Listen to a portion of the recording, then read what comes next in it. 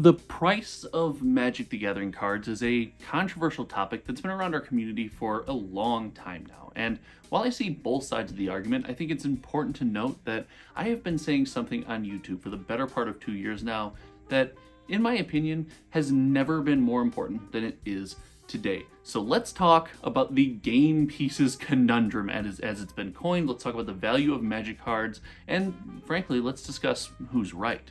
So when it comes to the price of Magic the Gathering cards, you generally find our community divided into two separate camps. You have one camp that truly believes that every card should be as affordable as possible. The game should be accessible and no one should pay a high price to slam cardboard on the table and play their favorite Magic the Gathering cards with friends. But this does present a bit of a problem, as when that is the case, you will lose a portion of the Magic the Gathering community that wants to find value in their cards.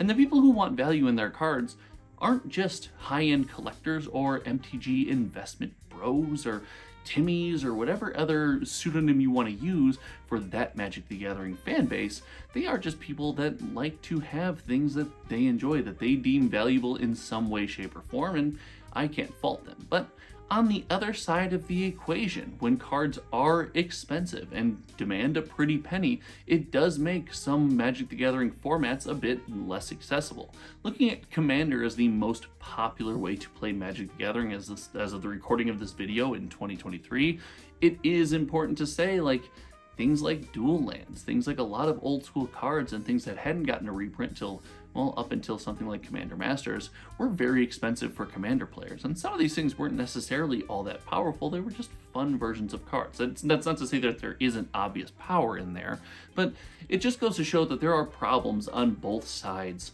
of this argument. It's an argument that's been raging for some time, and frankly, I can't blame the community for arguing about it. As someone who plays a lot of Magic the Gathering, far more than I probably should at this age, I do remember times in my life where I was locked out of certain decks and playing certain archetypes or playing certain formats because, well, frankly, I just couldn't afford that, and that is a bad feeling. And as someone who likes to have as much of the community enjoy Magic the Gathering as possible, players who go to these events or are maybe barred from these events and have to feel bad about it is not something I do enjoy. But on the flip side, I am a goal-driven human being. I like to work towards things and achieve them, as you can see on this channel. And speaking of which, we're racing to 7K. As you can see, the web server for what will be Cardboard Finance is just sitting on the floor. We're doing a whole studio rebuild of all the equipment right now. That's why we're recording like this. So drop a sub, help us get to 7K. And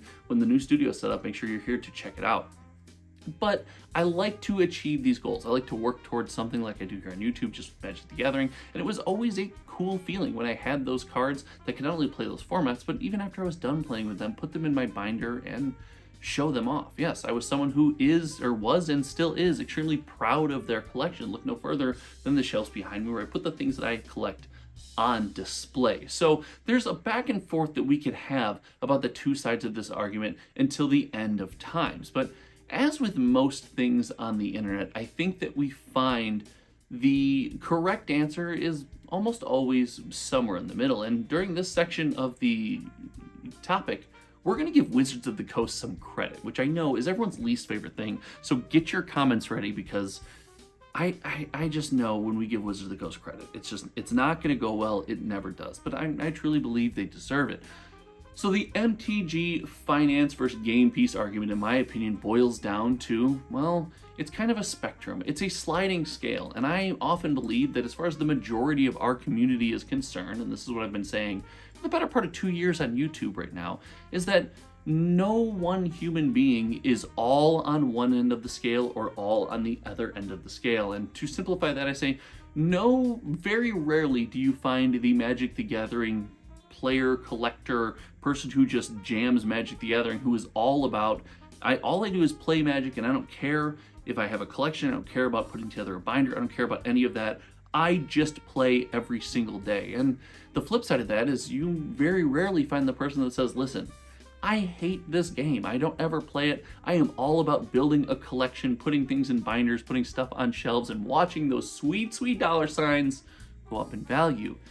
more often than not, you will find someone who is in the middle. Maybe they shade towards being a player and they play draft and limited and casual commander with their friends, and they have a small selection of cards that are either there in a trade binder, which when they trade, they often compare values to other cards they are trying to get and have a wish list of things they want to put in their deck.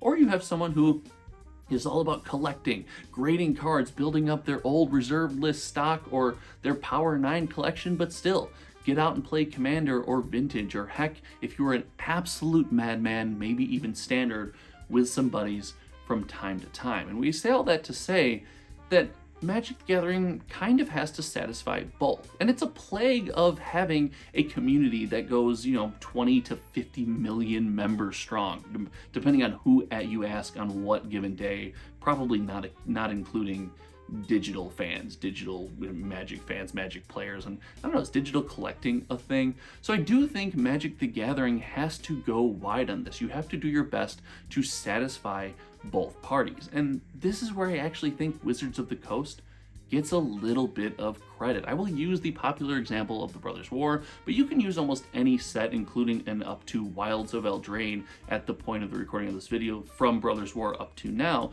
to kind of bolster this argument. Wizards of the Coast is constantly giving us cards that are extremely playable, highly coveted, and people are jamming them on tables in a parade of different formats.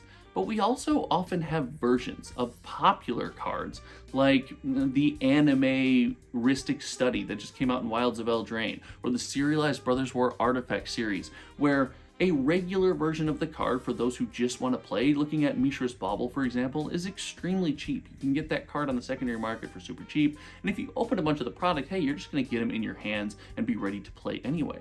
But it also satisfies our collectors and our people who care about, necessarily the financial value of the cards that they put on display or the cards that they own, because there are chase versions and variants of those cards that those people can look after, try to chase down, add to their collection, and be extremely proud of. Now, this is a delicate balance, and Wizards doesn't always get this right. Often we see them try to make us covet things, looking at one of my favorite sets, Streets of New Capenna, where the gilded foils and the variants there were meant to be extremely coveted, but we as a community just didn't take to them. It's not something that holds a high value in the secondary market, and while I am actively collecting gilded foil charms, I think I have like 400 of each at this point. I did a video about that. Maybe I'll remember to link that here, but things in disarray. If I don't remember to link the video, just let me know in the comment section below and I will do my best to link it to you guys. But it doesn't always work, and because of that, I think we're trying to find that nice, sweet balance. But I guess the reason I wanted to make this video is I get so upset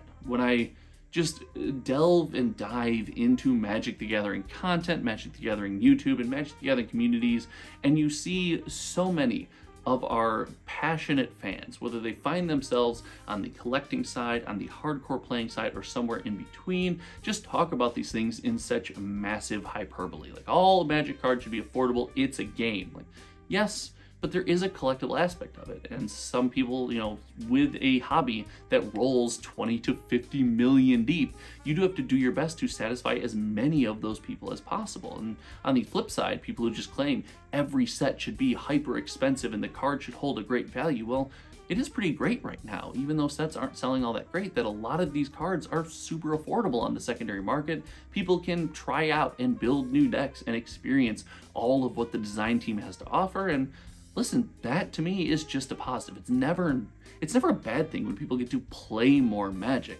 So this delicate balance that we're going under is something that will be talked about, is being talked about, and will be talked about for probably at least the next couple of years. And I expect that Wizards of the Coast continues to work towards satisfying as many areas on that sliding scale as they possibly can. Now, again, I'm not saying they always do a good job, sometimes they miss, and this is probably the reason for the millions of variants that we have to look forward to with every release. I think if anything, we need to blame the idea that cards need to be both accessible and collectible in different versions for the variant era that we find ourselves in right now, But aside from that, if we're able to rein it in, reel it back, and imagine a world where there's highly playable cards, there's serialized versions that command a crazy price point, and maybe a middling tier of collectible that is, kind of more accessible to more of the community, more readily available, more people will have it, but more people will also be happy to have it. Listen, Magic players are happy when they have shiny things most of the time. They're excited to open foils. The first person who comments, but the foils curl in the comment section, listen, so does every single game until the end of time ever. It's a problem. It's like the problem that can't be solved. But I do believe, hey, we're working towards it. We are in the variant era, and it's something that, we need to keep tweaking. But all in all, the answer is neither. The answer is not every card should be crazy collectible and expensive, and it's not all cards should be super cheap and affordable and everyone should have access to anything. And that kind of leads us into the reserve list discussion, but I'm going to leave that for another video. I got a spicy take on that one. As someone, who truly believes in this sliding scale, I'm excited to talk about that. If you want to hear me talk about that, if you want to give your thoughts on things like that, make sure you let me know in the comment section below. Make sure you subscribe because we're racing to 7K. 7K by the end of the day. I know it's not true, but hey, someone someday will watch this video and be like, oh, you did hit 7K by the end of today. And you know what? That's worth it to me. Thank you so much for hanging out. And finally, if you haven't shared a hometown TCG video on a social media platform, listen, this might not be the best example of a hometown TCG video. If you're new to the channel, you can click on any of the other videos and notice we normally have a drastically different setup, but for now this will have to do. And frankly, this has been a fun test to see if, as I go to the Magic Fest Chicago and things like that, if the mobile setup will work just as well, or if I have to tear down and bring everything with me. So let me know your thoughts in the comment section below. Thanks for hanging out. Until the next time, you guys know me. Well, my name is Josh, and we will see you around. All right, goodbye.